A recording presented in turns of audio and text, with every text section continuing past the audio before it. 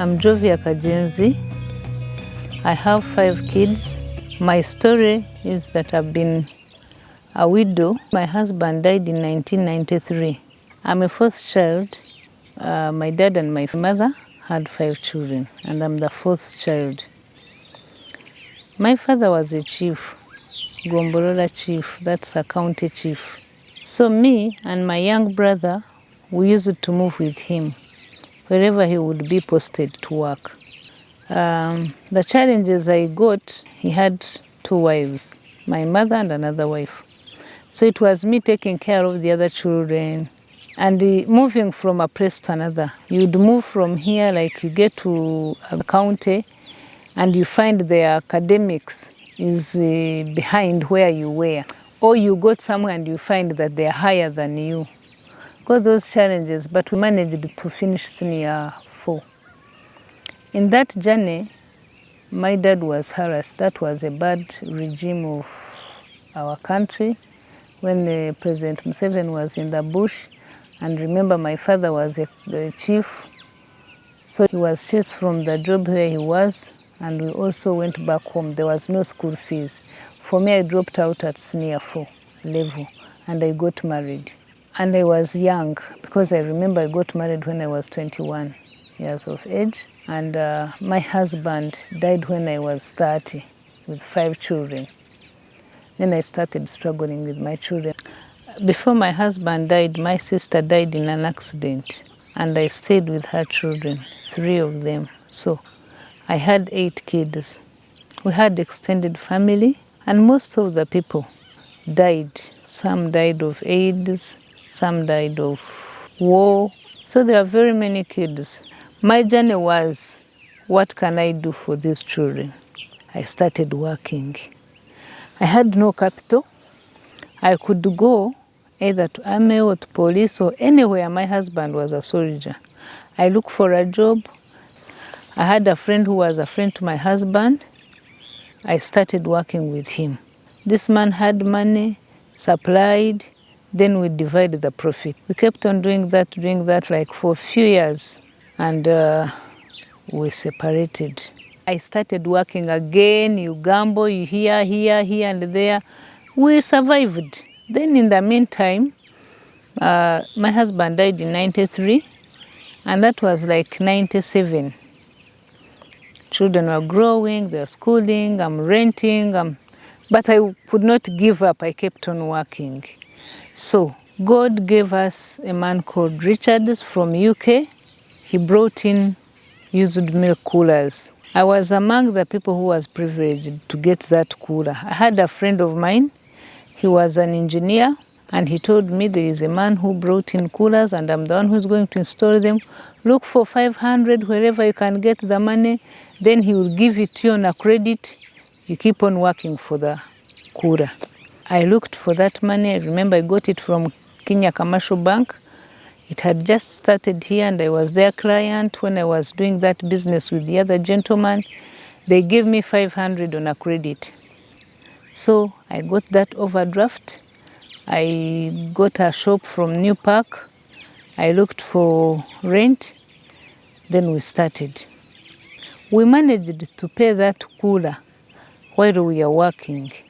Had a friend of mine called Chiza. He was dealing in milk. He connected me to Choko. Choko is in Ruwero district, like 80 kilometers from Kampala.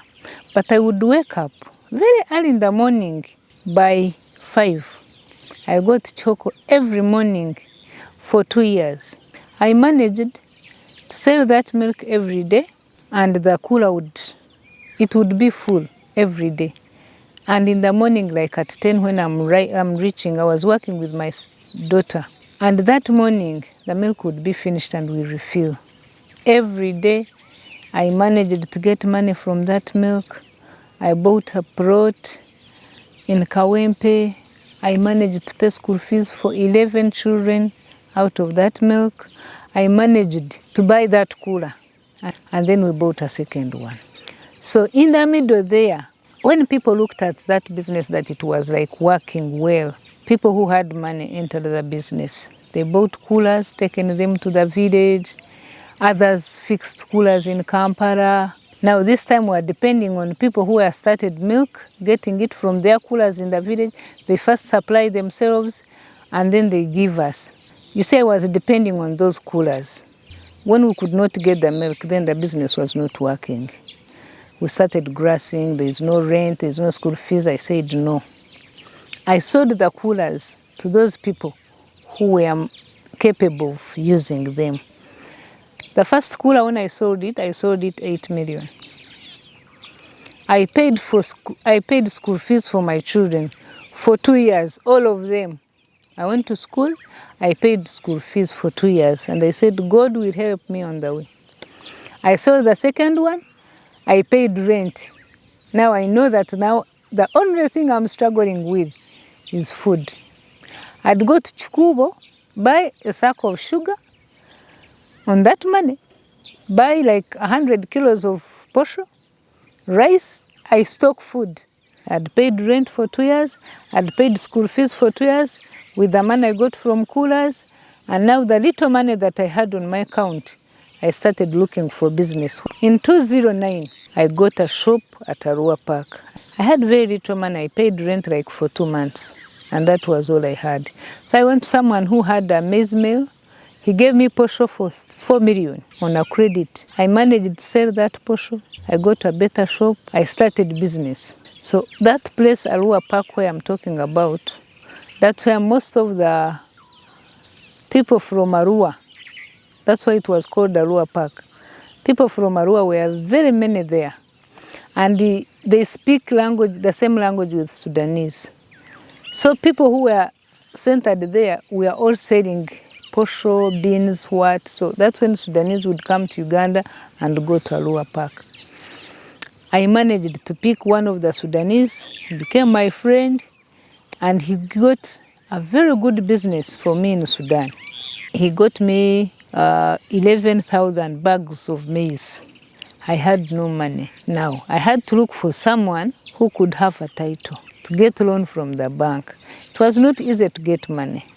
But that person was like a relative, but a big person in government. He managed, we tried, we got he gave us the title, we got money. We supplied South Sudan. And that's how we started to enter Sudan. After supplying that maize, then things started. We got contracts with Army, we entered Sudan. People were good and we started working with them. After 2 years, we started with them 2009, 2010. 2011, they started separating, South Sudan separating with Northern. They changed money. They separated currency. The currency of South Sudan was not trading anywhere in the world. You'd come, it was only dollar and their money. So we managed to do some good work with them and we got money. That's when I purchased this land, 477 acres here, which I have. Then I shifted my cows from my parents, in Bararat, my husband's home. We brought it here. We started.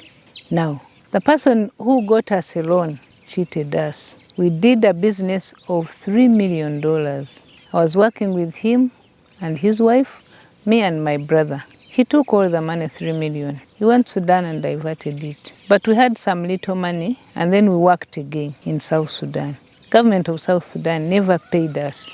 $2 million we are demanding for the last 12 years. Now we went back to zero. But by that time, some of the children had graduated.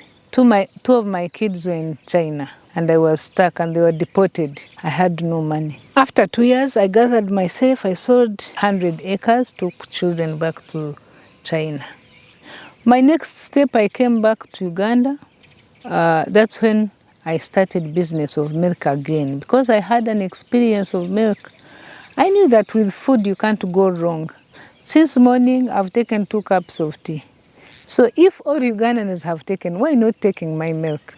I went back to milk. I went to Centenary Bank and DFCU. DFCU bought 2 vehicles for me. Those vehicles you saw, they're from DFCU. They gave me 400 million. Centenary Bank gave me 100 million. I purchased coolers.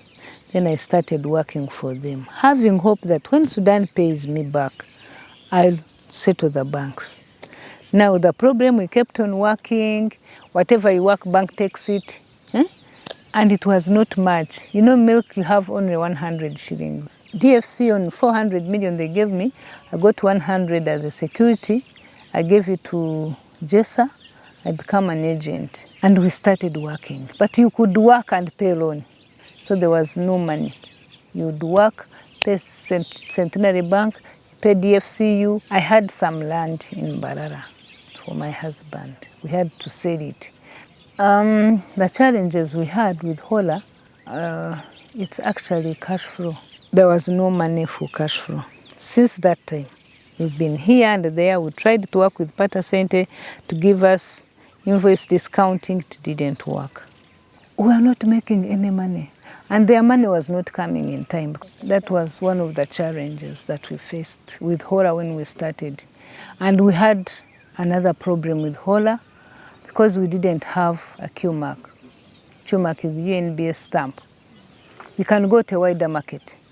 You can't, because the URA goes to those things. And even UNBS, the quality control in Uganda, they could go to supermarkets. If they don't have their stamp, they disqualify you or they close the shop. I think it was 15th March when we got a UNBS stamp. Another challenge with after getting a UNBS stamp, the UNBS had changed our packaging, how it was set. Remove this, add this, remove this, add this, you know. Now we have to make a new set of plates, which is not cheap as well. We are looking for money to have new plates, to have new packaging. All this, it is also money, which we don't have. If we could get money, make those new things, go to a wider market, I'm very sure we will work. I am very sure, because we have one of the best products. Otherwise, my background was not bad. I was contented. I knew that when I don't work, I don't eat. And it must be myself. No one else will work for me. No, I didn't have any support. Actually, I've been supporting very, very many people. When I lost my husband, I have never remarried. I don't have a boyfriend. I don't have a man friend. I just stayed with my children until where I am. And I thank God I've managed to make what I am. I'm not regretting. I can still work today. I don't have any problem. Actually, I've come to realize that when you are a woman and working hard, people respect you. For being a woman, have disadvantages or not to be respected, it depends on you. If you respect yourself, people respect you. I've never had any challenge being a woman, no. They exploit you when you don't respect yourself.